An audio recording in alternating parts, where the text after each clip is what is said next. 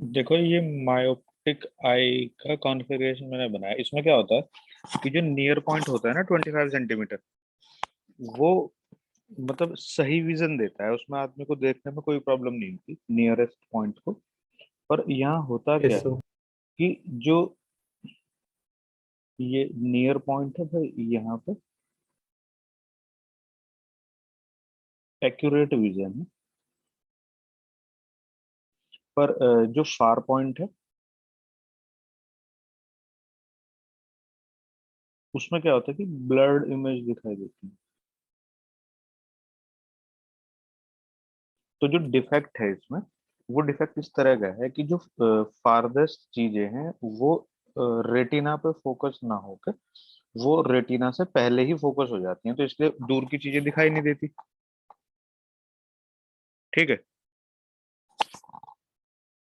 Yes sir.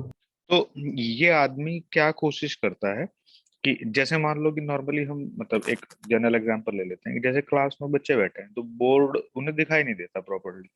तो वो क्या सोचते हैं कि या तो हम फ्रंट सीट पे बैठ जाएं या बोर्ड उनके पास आ जाए। तो जब ऑब्जेक्ट उनके क्लोजर होगी, देखो ऑब्जेक्ट को हमने इन्फिनिटी से थोड़ा सा क्लोजर शिफ्ट करा मान लो यहाँ पे, तो ये लेंस एकोमोडेशन को यूज करके क्या करेगा, फिर इस इमेज को भी पीछे शिफ्ट कर देगा, तो इमेज कहाँ बनने लगेगी, रेटिना पे। तो इसका जो विजन है इसको क्लियर हो जाएगा। समझ आ गई ये बात?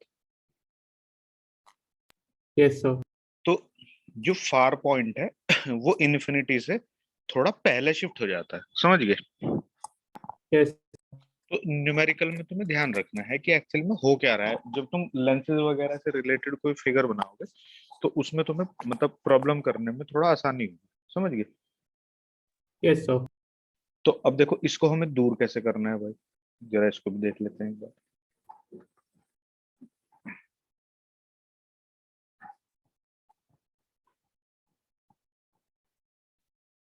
इसमें फार पॉइंट हमें ठीक से नहीं दिखाई देता, तो फार पॉइंट को हमें थोड़ा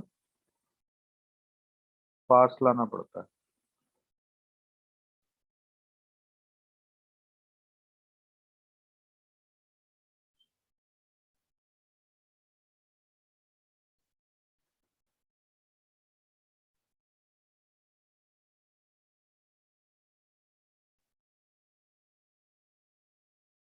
थोड़ा सा ध्यान से समझना भाई।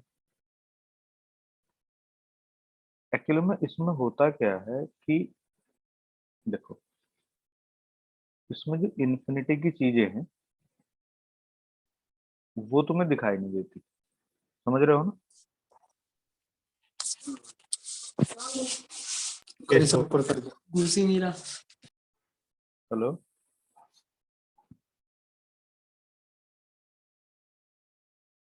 अरे सुन पा रहे हो भाई क्या कह रहा हूँ? Yes sir.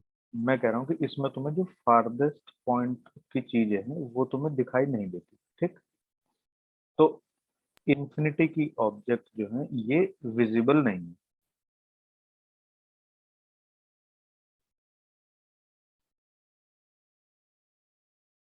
Objects at infinity are not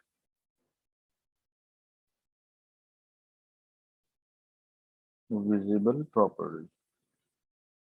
infinity से मतलब जो लॉन्ग डिस्टेंस पे ऑब्जेक्ट है उनकी बात होगी। जैसे तुमने सुना होगा ओल्ड एज में आदमी ये कहते हैं कि भाई अब तो दिखना थोड़ा कम हो गया, तू दूर था तो इसलिए मैं देख नहीं पाया, समझ नहीं पाया कि कौन। हाँ जी सर। तो अब होता क्या है इसमें कि इस आदमी को जो दूर की चीजें हैं उनको पास में करने से दिख जाती है। होता क्या है कि ये लेंस इन ऑब्जेक्ट को रेटिना से पहले यहाँ फोकस कर देता है। तो इसलिए ये सोचता है कि अगर ऑब्जेक्ट इधर को खिसक जाए तो थोड़ी इमेज भी इधर को खिसक कर रेटिना पे आ जाएगी। तो इस रेमेडी के लिए हमने क्या किया कि हमने भाई एक कॉनकेव लेंस यूज किया है यहाँ पर। देखा, ध्यान से समझना मेरी बात। मान लो इसको इन्फिनिटी की जो ऑब्जेक्ट है वो आंख से 5 मीटर दूर करने से दिखाई दे जाता है। लॉन्ग डिस्टेंस ऑब्जेक्ट को अगर ये अपने से 5 मीटर दूर रखता है तो वो इसको दिखने लगती है। अब तुम बहुत ध्यान से ऑब्जर्व करना जो मैं तुम्हें बता रहा हूँ। तो अब यहाँ पे क्या होगा कि ये जो ये रेज है ये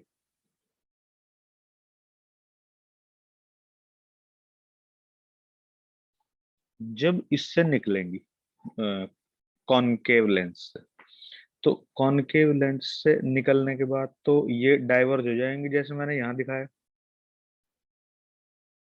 बोलो। yes sir, तो ये जो आई लेंस है, इसको क्या लगेगा कि ये इन्फिनिटी से जो रेज आ रही थी, ये इन्फिनिटी से नहीं आ रही है, ये एक्चुअली में उस पॉइंट से आ रही है जिस पॉइंट पे रखी चीजें आंख को विजिबल है। यानी कि ये लेंस क्या करता है, जो किसी आंख के डिफेक्ट को करेक्ट कर रहा है, ये इन्फिनिटी पे रखी ऑब्जेक्ट को उस नियर पॉइंट पे शिफ्ट कर देता है, जो नियर पॉइंट इस डिफेक्टिव आई के लिए विजन का काम कर रहा है।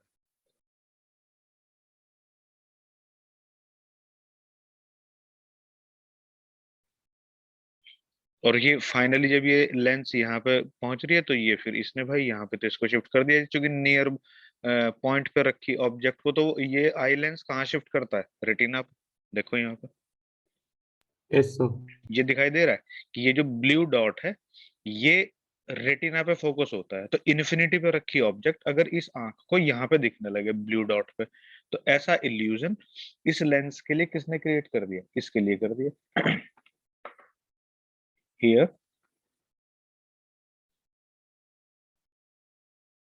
concave lens is chosen such that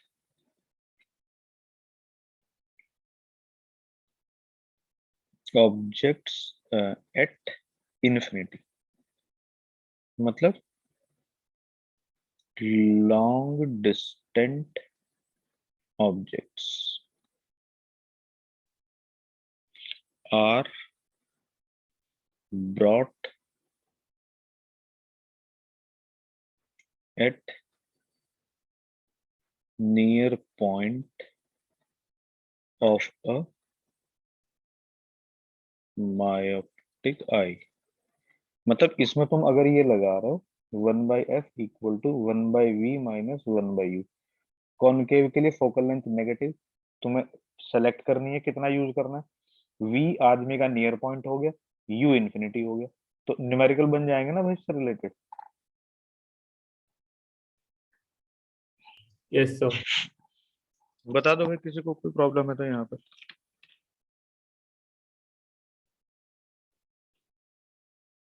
नहीं है सर, सही से समझ आ गया ना सबको। हाँ जी सर, देखो ध्यान से।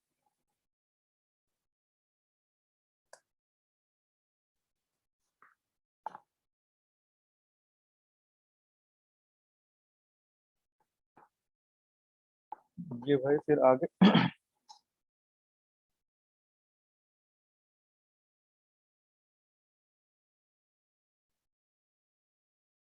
हाइपरमेट्रोपिया या फिर लॉन्ग साइटेडनेस।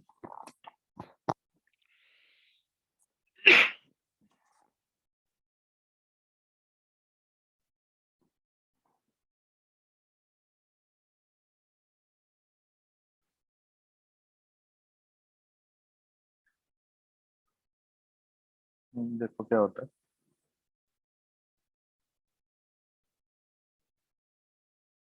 मैं सही बना देता हूँ डायरेक्ट।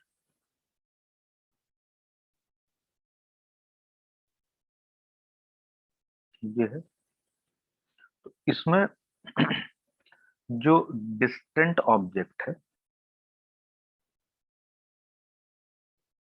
वो प्रॉपरली फोकस्ड रहती है।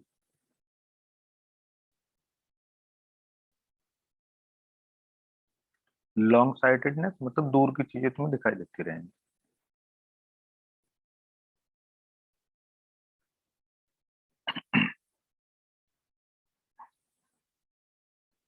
अब होगा क्या है यहाँ पर कि जो पास की चीजें, तुमने देखा होगा कि कुछ लोग ऐसा करते हैं कि न्यूज़पेपर को थोड़ा अपनी बॉडी से दूर रख के पढ़ते हैं।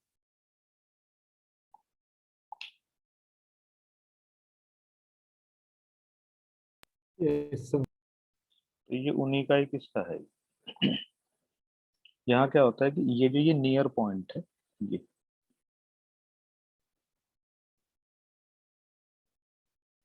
ये इस तरह से काम करता है कि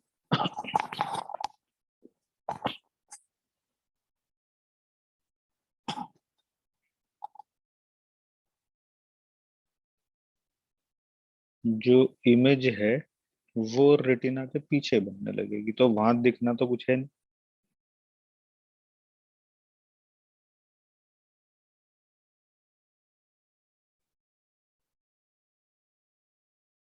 तो ये आदमी का जो आई लेंस है, इसकी एकोमोडेशन तो इतनी हो नहीं पाती कि वो इसको यहाँ शिफ्ट कर ले। तो फिर वो क्या करता है बेचारा, फिर वो इस ऑब्जेक्ट को ही थोड़ा सा यहाँ शिफ्ट कर लेता है इधर की तरफ।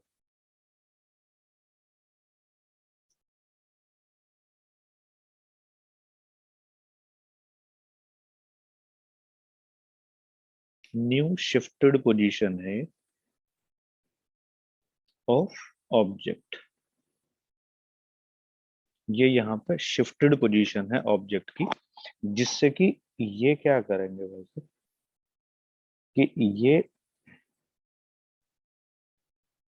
जितना ऑब्जेक्ट लेफ्ट में शिफ्ट करी, तो ये उसी प्रोपोर्शन में करेंगे जिससे कि उसकी जो इमेज है वो तुम्हारी यहाँ पे बनने लगे इधर की तरफ। समझ गए ना रेटिना को?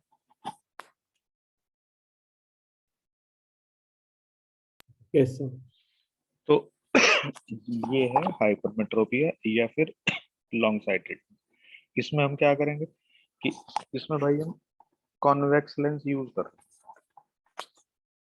हैं। देखो क्या सीन बनता है। देखो ये है डिफेक्टिव आई,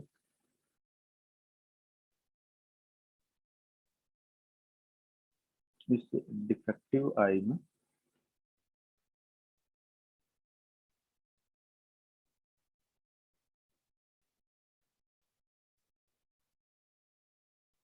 अब तुम ध्यान से देखो कि ये जो ये था, ये वो पॉइंट था जो मतलब एक्यूरेट पॉइंट है जो आदमी को, मतलब ये वो पॉइंट है new shifted point for defective eye. मतलब ये वो पॉइंट है जहां पे रखी चीजें इस लेंस के थ्रू यहाँ फोकस होती है। मतलब ये जो पॉइंट है ना ए, ये पॉइंट अगर तुम यहाँ पे देखोगे तो ये पॉइंट है ए और ये पॉइंट है बी। होता क्या है कि बी नॉर्मल पॉइंट है जहां पे रखी हुई ऑब्जेक्ट आंख पे विजिबल होती नहीं, तो उसको ए पे शिफ्ट करना पड़ता है। इसका मतलब ये ए के ऊपर रखी चीजों को देख लेता है जो कि एबनॉर्मल कंडीशन है, पर इस बी के ऊपर रखी चीजों को वो देख नहीं पाता जो कि नॉर्मल कंडीशन है। समझ पा रहे हो? Yes, sir. तो हमें उसकी एबनॉर्मलिटी को हमें नॉर्मलिटी में कन्वर्ट करना है, यानी कि वो बी पे रख के चीजों को पढ़ ले। तो हम क्या करेंगे भाई उसके लिए, हम यहाँ पे एक कॉन्वेक्स लेंस लगाएंगे। अब तुम ध्यान से देखना। तो जब हम यहाँ पे कॉन्वेक्स लेंस लगाएंगे तो इसका एडवांटेज अपने को क्या होने वाला है कि ये वैसे भी यहाँ पे इस तरह से, तो ये क्या करेंगे साहब, ये करेंगे ये कि ये थोड़ा सा इस रे को कन्वर्ज करेंगे।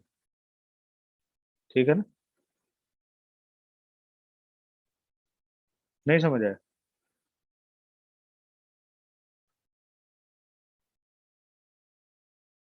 Yes, sir.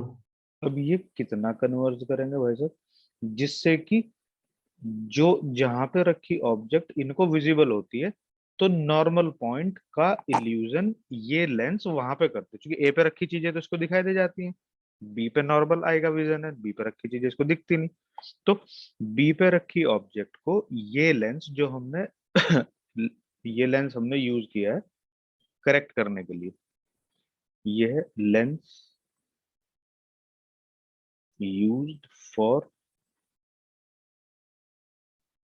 Correcting hypermetropia.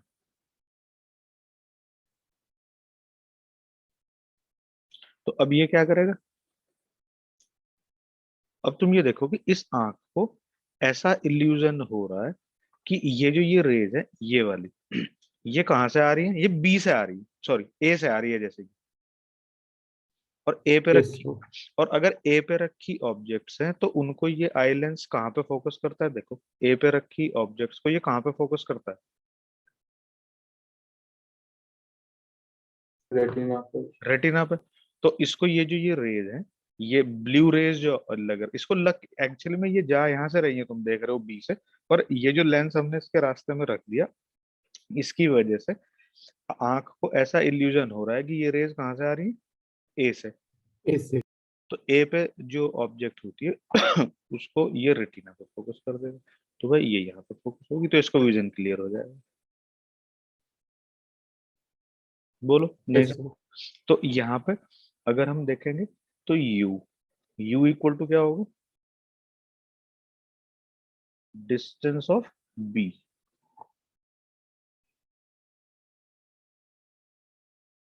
बोलो।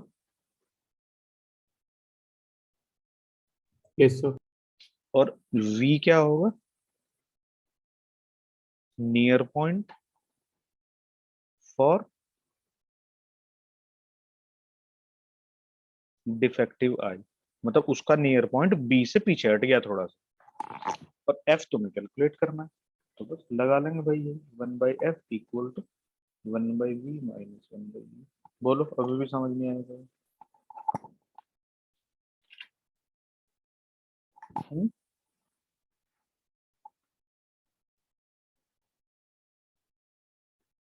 हेलो।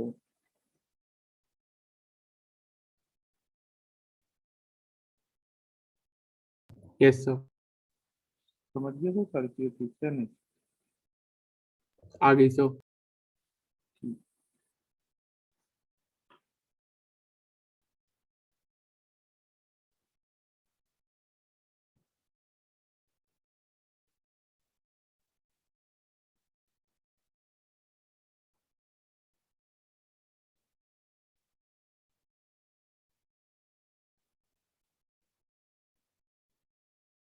आज तो उनका फोन आया था पवार सर का, तुम्हारा वो कोई रिवीजन विवीजन बैच शुरू कर रहे हैं तो।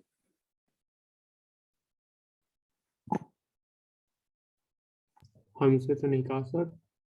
मैं तो पूछ रहा हूँ तुम्हारे से कर रहे हैं क्या, कुछ बातचीत करिए। कोर्स कहाँ तक हो गया, क्या क्या रह रहा है। अभी तो सर काफी रह रहा है. ऑर्गेनिक में एल्डिहाइड कीटोन्स चल रहा है. उसके बाद नाइट्रोजन कंटेनिंग कंपाउंड्स भी है. मीन्स रह और कार्बोक्सिलिक अमीन्स वाला कार्बोक्सिलिक एसिड वाला चैप्टर भी रह रहा है. और उसके अलावा डी ब्लॉक रहता है, कोऑर्डिनेशन कंपाउंड्स रहते हैं. फिजिकल का भी एक चैप्टर रह रहा है. और ये एरोमेटिक वगैरह होगी साथ में या वो नहीं होगी।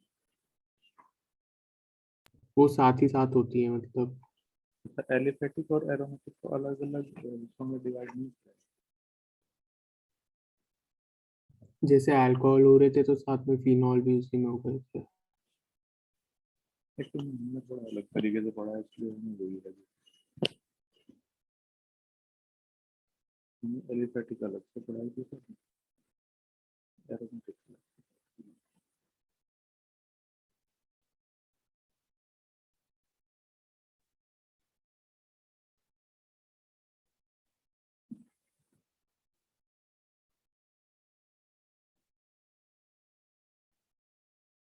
मैथ्स में क्या चल रहा है इन लोगों का बाकी का।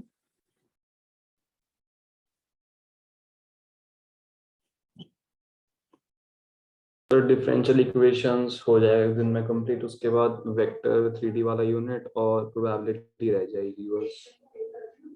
डिफरेंशियल इक्वेशन चल रही है। यस. कौन सी बुक से कर रहे हो। वही मटेरियल ही दे रखा है उन्होंने तो अभी. अरे अपनी तरफ से कर लिया करो भाई, मैं तुम्हें पहले भी कह चुका कई बार कि मेरी बात पे ध्यान नहीं देते। हाँ सर, वो इंटीग्रल तो कर लिया था मैंने, अभी डिफरेंशियल इक्वेशन नहीं करा कहीं से. उसे भी कर लो, तो मैं तुम्हें कहता रहा था कि उससे तुम कर लोगे तो तुम्हें अच्छी लगेगी, वो बुक काफी अच्छी है। यस सर करूँगा। उससे तुम डिफरेंशियल इक्वेशन मैक्सिमम मिनिमम वगैरह भी कर लोगे तो तुम अच्छा लगेगा। और बाकी अगर टीएमएच वगैरह की बुक तुम्हारे पास है तो उससे भी जरूरत है पढ़ना है तुम्हें। हाँ, अब हम पढ़ेंगे भाई विजुअल एंगल। उससे पहले मैं तुम्हें बता दूंगा कि देखो, एक तो अपने पास ना कॉम्प्लेक्स नंबर है, उसके बाद भाई प्रोबेबिलिटी है, उसके बाद में ये डिटर्मिनेंट और मैट्रिसेस है,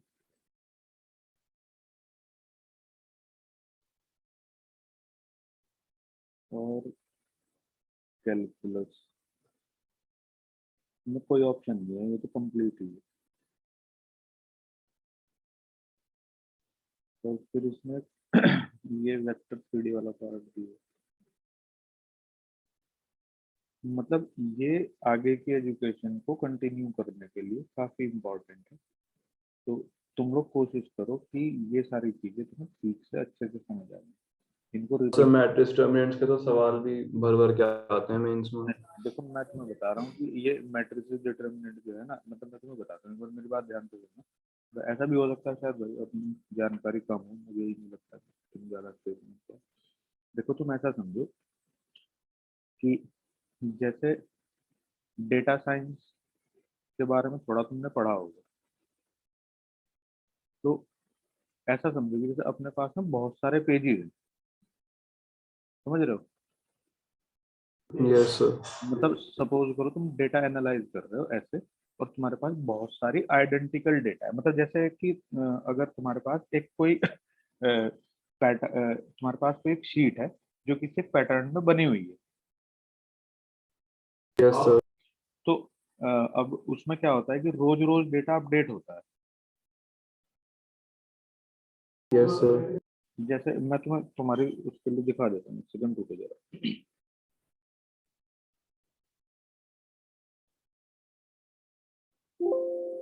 एक सेकंड होल्ड कर।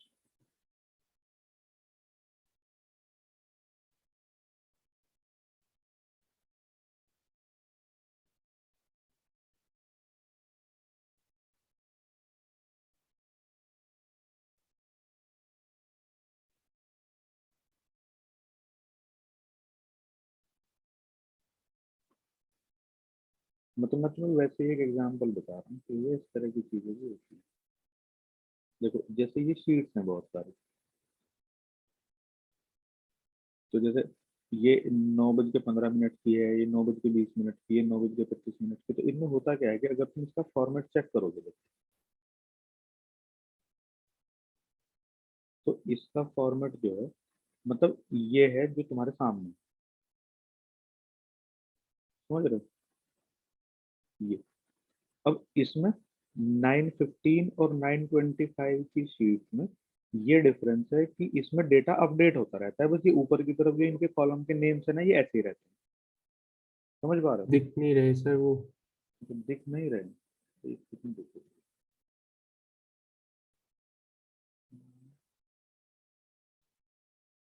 देखना अब भी नहीं दिखाई दिएगी। यस दिख सर गए। अब विजिबल है। हाँ मैं ये कह रहा हूँ, देखो ये 9:15 ऊपर लिखा है ना, 9:15। Yes sir. तो ये 9:15 को किसी एक चीज का डेटा अपडेट हो रहा था। तो उसमें क्या होगा कि 9:25 के लिए भी कॉलम यही रहेंगे, सारे के सारे नेम्स, बस ये जो नंबर्स हैं ये चेंज हो जाएंगे। Yes sir. तो अगर मान लो तुम किसी फर्म में काम कर रहे हो, वो काम फर्म करती है भाई, डेटा एनालिसिस वगैरह का काम करती है, मान लो। तो अब उसमें क्या होगा कि तुम ऐसा समझो कि ये हर 2 मिनट में मान लो एक शीट अपडेट हो रही है। तो पता चला कि तुम्हें वेदर का ही डेटा अगर रिकॉर्ड करना है, तो वेदर डेटा रिकॉर्डिंग में पता चला कि हर 5 मिनट 2 मिनट बाद तुम्हारे पास डेटा अपलोड होता रहता है। तो तुम ऐसा समझो कि जैसे तुमने एक जैसी आइडेंटिकल शीट सुबह से शाम तक, पता चला कि तुम्हारे पास 1,000 शीट्स इकट्ठी होगी। समझ गई? Yes sir.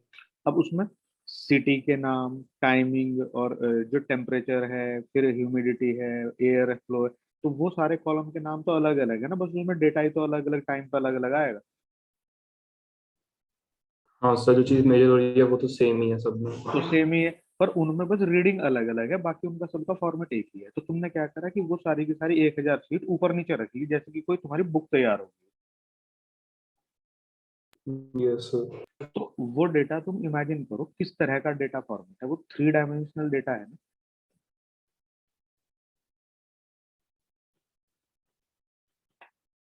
भाई ऐसा समझो कि देखो एक शीट है वो 2 डायमेंशनल है, यस सर।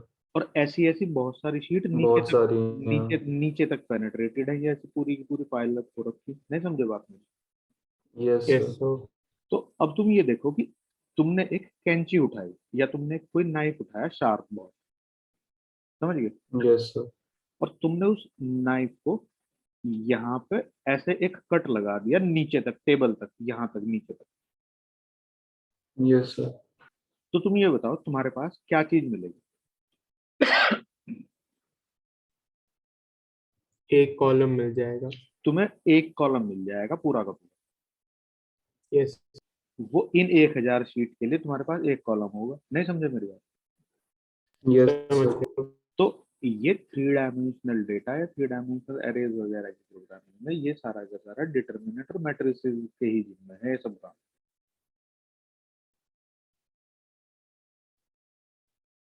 अच्छा सर। हाँ समझ पा रहे हो बात। Yes sir. मतलब देखो ये सारी जो रोज और कॉलम्स हैं ये किस में आते हैं। मैट्रिक्स ही तो होता है, मतलब अरेंजमेंट हाँ ये उनका एक तरह उसमें का। हाँ उसमें ही आता है ना सारी चीजें। तो मैं तुम्हारे से ये कह रहा हूँ कि बेसिकली जो कंप्यूटिंग है उसमें तुम्हें काफी इंपॉर्टेंट रोल मिलेगा इन सब चीजों का। तो तुम थोड़ा सीरियस होगे पड़ो इन सब चीजों को, कभी तुम ऐसा सोच रहे हो कि ये यहाँ ना ऐसे ही मजाक चल रही है। Yes sir.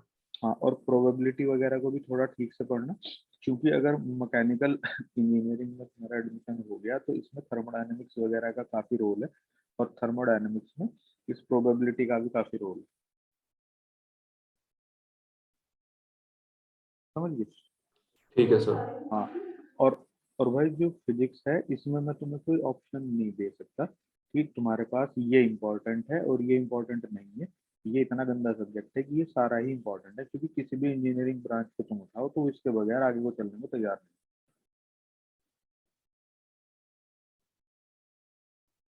Yes sir. नहीं। हाँ मतलब कोशिश करो कि इसमें तुम्हारे पास कोई ऑप्शन ऐसा ना हो कि कोई भी चैप्टर हो या कोई भी यूनिट हो वो तुम्हारी ऐसी हो कि तुम्हें कम आती है। यहाँ पे मैथमेटिक्स में तुम ट्रिग्नोमेट्री को थोड़ा मतलब मैं ये नहीं कह रहा कि ट्रिग्नोमेट्री तुम्हें आनी नहीं चाहिए, मैं ये कह रहा हूँ ट्रिग्नोमेट्री को थोड़ा कम पढ़ लोगे तो तुम बहुत ज्यादा अफेक्ट करने वाली नहीं है। मतलब बेसिक चीजें पता है, बस उतना मतलब भी चल बेसिक जाएगा। हाँ, या थोड़ी सी चीजें तुम्हें ज्यादा भी पता है तो उसका तुम्हें एडवांटेज है। पर ऐसा नहीं है कि मतलब ट्रिग्नोमेट्री तुम्हें बहुत ज्यादा कहीं अफेक्ट करने वाली है, पर ये सब चीजें जो है ये तुम्हारी लाइफ में काफी डीपली पेनिट्रेट करेंगे आगे जाके। इवन जो ये कैलकुलस है इसका जो रोल है वो बहुत ज्यादा होने वाला है। मतलब ये समझो कि हर एक चीज इंजीनियरिंग में कैलकुलस के ऊपर डिपेंडेंट है, मजबूरी है, मतलब ये पढ़नी पड़ती है। इसलिए मैं तुम्हें बार बार कहता हूँ कि कैलकुलस को जितना तुम कर सको ज्यादा से ज्यादा उतना तुम्हारे लिए अच्छा है। समझ यस गए? सर। हाँ मतलब तुम इसको मल्टीपल बुक से करो, जीएन बर्मन से भी करो, आई एम अराउंड उससे, ये जो तुम्हारी टीएमएच की बुक है उससे कर लो, फिर वो एडी गुप्ता की आती है। मतलब जितनी ज्यादा बुक से तुम इसकी प्रॉब्लम कंसल्ट कर सकते हो लाइफ में तुम्हें उसका उतना ही ज्यादा एडवांटेज दिखेगा आगे जाके। अगर तुम ये खाली शीट के भरोसे रह के ये रोना रोने वाले हो कि हमारे पास टाइम नहीं है और ये नहीं है, तो तुम्हें कोई पूछने वाला मिलेगा नहीं आगे कि तुम्हारे साथ हुआ क्या है। सर वो क्या कह रहे हो भाई। सर ऑप्टिकल इंस्ट्रूमेंट कम हो गया। तेरी आवाज क्लियर नहीं है भाई, क्या कह रहा है, मुझे सुनना नहीं पड़ रहा मुझे तेरी आवाज। हेलो। वो शायद पूछ रहा है कि ऑप्टिकल इंस्ट्रूमेंट खत्म हो गया था। तो खत्म कहाँ हो गया भाई, अभी तो शुरू हुआ है। अभी तो इसमें compound microscope, simple microscope, terrestrial telescope वगैरह आएंगे। इसमें विजुअल एंगल मैं तुम्हें बता देता हूँ बेसिकली होता क्या है। देखो जैसे ये ऑब्जेक्ट है, इसको तुम आंख के सामने रखते हो तो इसमें पता है क्या होगा, मैं इसके अलग अलग हिस्से से कोई रे ओरिजिनेट करता हूँ, ऐसे देखना बहुत ध्यान से। तो ये क्या करेगी, अलग अलग जगह से इस ऑब्जेक्ट के जो रे ओरिजिनेट होगी वो रेटिना के अलग अलग पार्ट को एक्टिवेट करेगी। देख पा रहे हो?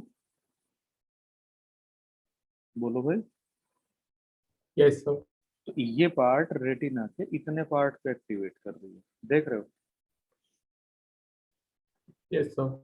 तो रेटिना का कितना पार्ट सेंसेशनलाइज्ड है उस लाइट से, जो लाइट किसी ऑब्जेक्ट से आ रही है। तो जो पार्ट रेटिना का एक्टिवेटेड होगा लाइट से, वो सामने रखी ऑब्जेक्ट के साइज को दिमाग में इंप्रेशन देगा कि भैया ये ऑब्जेक्ट का साइज इतना बड़ा है। समझ गए? Yes sir. अब देखो, जैसे अगर मैं इस ऑब्जेक्ट को यहाँ पे रख देता हूँ, तो तुम ये चेक करो कि इस ऑब्जेक्ट का साइज तो मैंने बदला नहीं। साइज कोई बदला है? नहीं बदला। पर इसके टॉप से जो रे जा रही है, अब ये देखो, पहले वाली ऑब्जेक्ट के टॉप से जो रे जा रही थी उसके कंपैरेटिवली ऊपर है। नीचे आ ऊपर है भाई। तो ये सिर्फ इतने पार्ट को एक्टिवेट कर पा रही है। Yes sir. अगर मैं इस ऑब्जेक्ट को थोड़ा और पीछे रख दूं यूं, तो देखो ऑब्जेक्ट का साइज वही है, पर ऑब्जेक्ट के साइज के अकॉर्डिंग अगर हम यहाँ पे चेक करेंगे, तो तुम देखो कि ये प्रेजेंटली यहाँ पे आके टच कर रही है इसको, तो इससे और कम रेटिना एक्टिवेटेड है। नहीं तो समझ? मतलब जितनी डिस्टेंट होगी ऑब्जेक्ट उतना कम पार्ट एक्टिव हाँ होगा हाँ, रेटिना वो का। रेटिना के ऊपर उतना ही कम पार्ट एक्टिव, और वो ऑब्जेक्ट हमें उतने ही छोटे साइज की दिखाई देगी। तो कोई भी ऑब्जेक्ट जो ये एंगल सबटेंड करती है रेटिना पे, ये यहाँ पे ये उस ऑब्जेक्ट के उस पोजीशन के कॉरस्पॉन्डिंग विजुअल एंगल कहलाता है। समझ आ गया। अब इसमें क्या होगा कि अगर हम ये कहें कि ऑब्जेक्ट को पास में शिफ्ट करने से आपके विजुअल एंगल बढ़ेगा, बढ़ता है। तो जब हम ऑब्जेक्ट को पास में देखते हैं तो वो हमें थोड़ी कंपैरेटिवली बड़े साइज की दिखाई देती है। तो अब हम यस सर। कितने पास तक की ऑब्जेक्ट को देख पाते हैं? 25 सेंटीमीटर। तो ऑब्जेक्ट अगर आंख से 25 सेंटीमीटर दूर है, तो उसके कॉरस्पॉन्डिंग जो रेटिना पे उसका साइज है, ये थीटा जो है, ये ये थीटा मैक्सिमम विजुअल एंगल है। समझ पा रहे हो? Yes sir. अब तुम ये बात पूछ सकते हो कि सर क्यों ऑब्जेक्ट को हम 25 से कम डिस्टेंस पे भी रख सकते हैं? हाँ भाई रख सकते हैं, पर ऑब्जेक्ट तो विजिबल नहीं होगी। तो नीचे शिफ्ट हो जाएगा और ज्यादा फिर। अरे भाई नीचे शिफ्ट हो जाएगा तो ऑब्जेक्ट की विजिबिलिटी तो 25 के पास होती नहीं ना। हाँ दिखेगा नहीं मतलब फिर हाँ, अच्छी तो तरह। हम तो सिर्फ देखने के लिए कॉरस्पॉन्डिंग बात कर रहे हैं ना, कि एक ऑब्जेक्ट का हम कितना बड़ा साइज देख पा रहे हैं, उसके कॉरस्पॉन्डिंग जो मैक्सिमम विजुअल एंगल है वो कितना है। यस। नहीं समझ आया भाई सबको?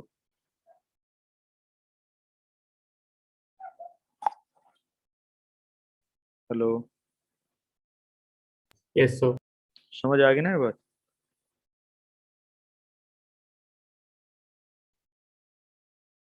हम्म। Yes sir. अब क्या होगा कि देखो, Yes. अब तुम ये देखो कि जैसे मान लो कोई बैक्टीरिया है या कोई छोटा माइक्रोब है,